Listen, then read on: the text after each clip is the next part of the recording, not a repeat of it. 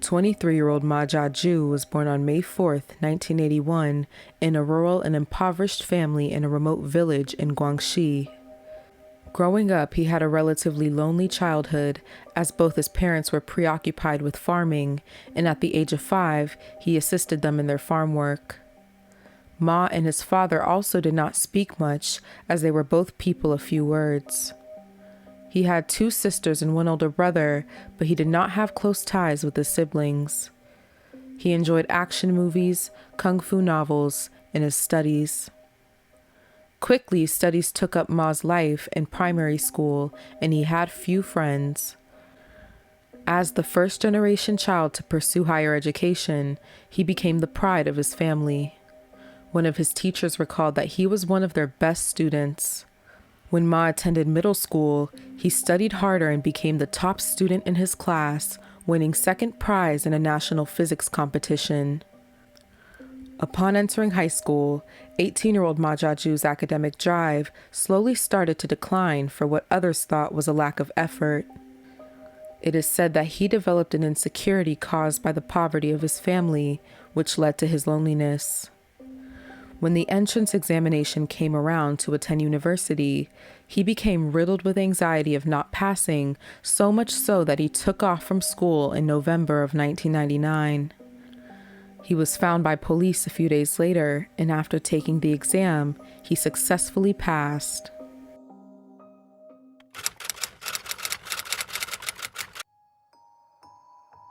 Ma Jiajue was headed to Yunnan University in the provincial capital of Kunming to study biochemistry.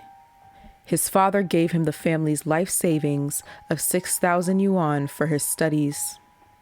While at college, Ma's grades were not top-notch, but he was still an above-average student.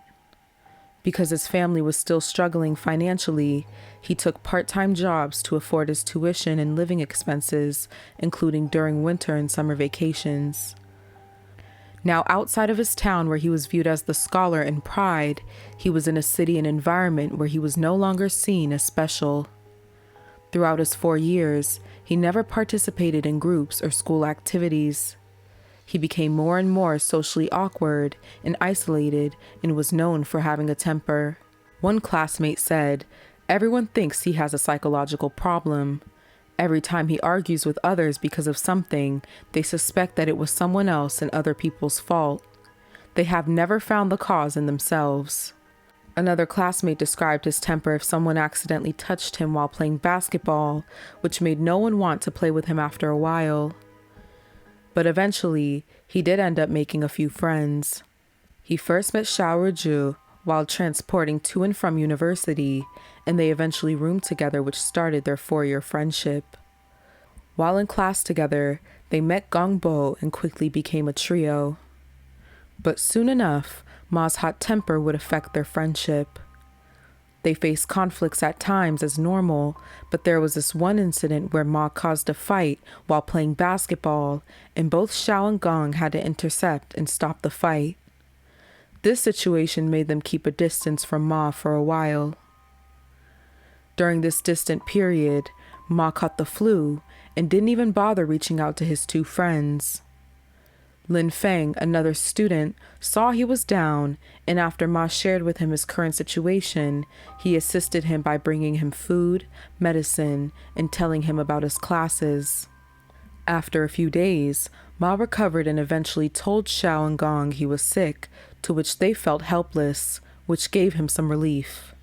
He told them it was okay, and they reconciled once again.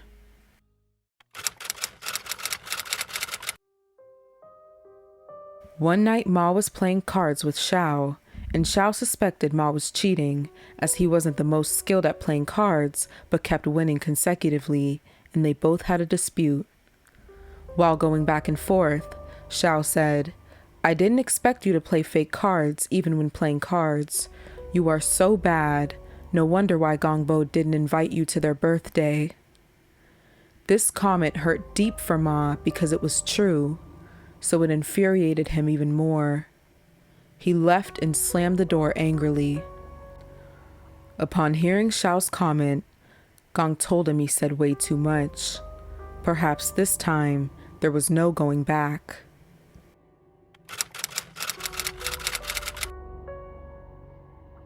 Ma decided that he was going to retaliate, and Xiaoju and Gongbo were in real trouble.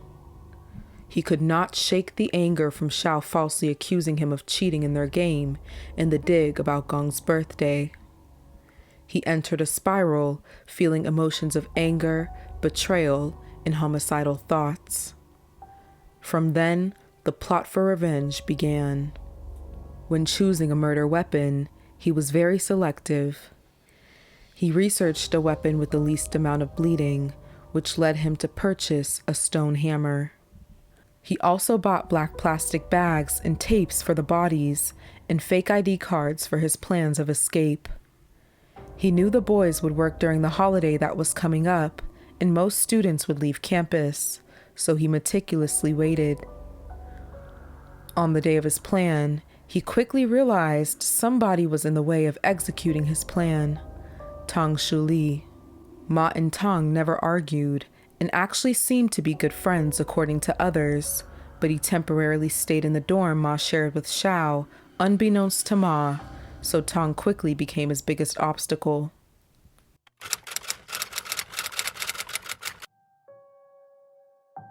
On February 13th, Ma hit Tang's head with a hammer while he slept and smashed him to death. Afterwards, he tied his body in a plastic bag, hid him in the closet, and cleaned the scene.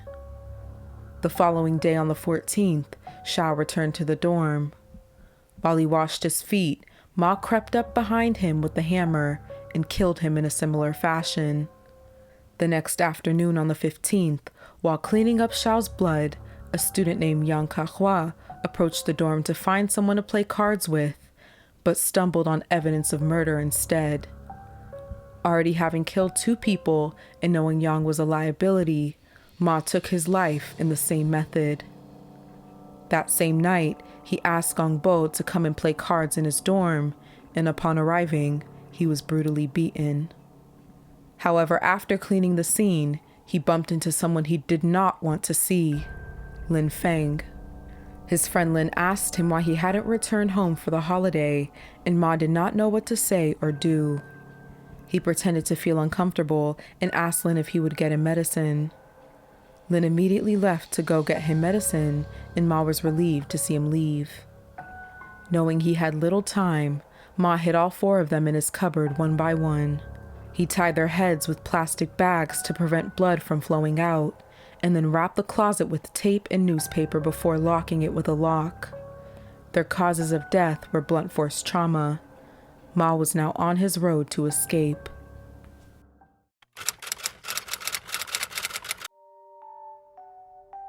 When school started again on February 20th, none of the men were found on campus or registered. A student smelt a terrible odor while walking past dorm 317 and reported it to the campus security guards. When they looked inside the dorm and traced the smell, they stumbled upon the bodies of the 4 students.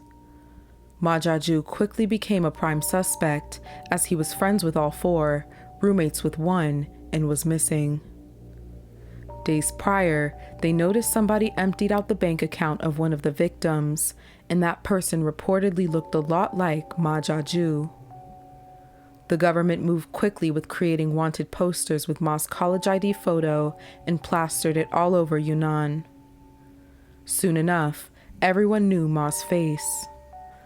A $150,000 yuan was announced for leading information to Ma's capture, which later increased to 400,000 yuan.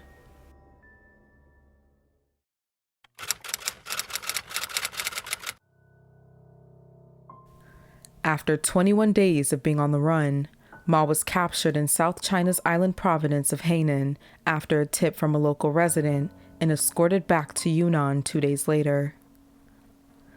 Above all, people were shocked at the sudden brutality of the crime in a location that, to many, seemed like a sanctuary. Being a college student in China felt like a rare privilege at the time and the first step on a path to a lifetime of success and happiness. It was a world away from labor and ordinary life, and an unexpected place of death. Though Ma had a temper, He never had a violent outburst his whole life and was a relatively calm child from a good family with many academic accolades. During Ma's trial, many were trying to understand how a college student could bludgeon his schoolmates to death.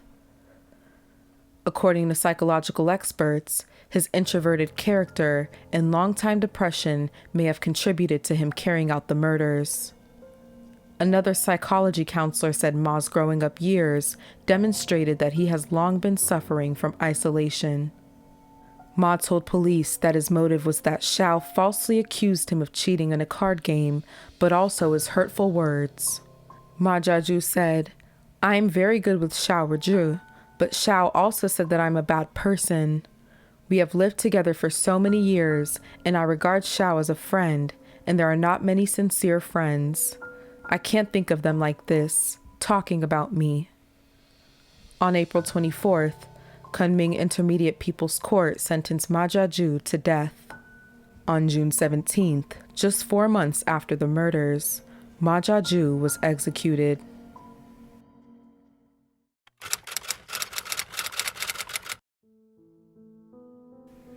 In an interview after the murders, Lin Feng expressed his lingering fears about Ma Jiajue and did not understand how he was the only survivor. While in prison before his execution, Ma said that when he was sick and laying weak in bed, Lin took it upon himself to bring him food. That kind gesture saved Lin's life. Ma Jiajue's father still did not believe what Ma had done and said, while pointing to a black and white image of his son, "Can you see the cruel side of him?" Nobody could have seen this tragedy coming. Wishing the victims' families plenty of healing and ease in their journeys, and may all 4 victims rest in paradise. And thank you all for watching.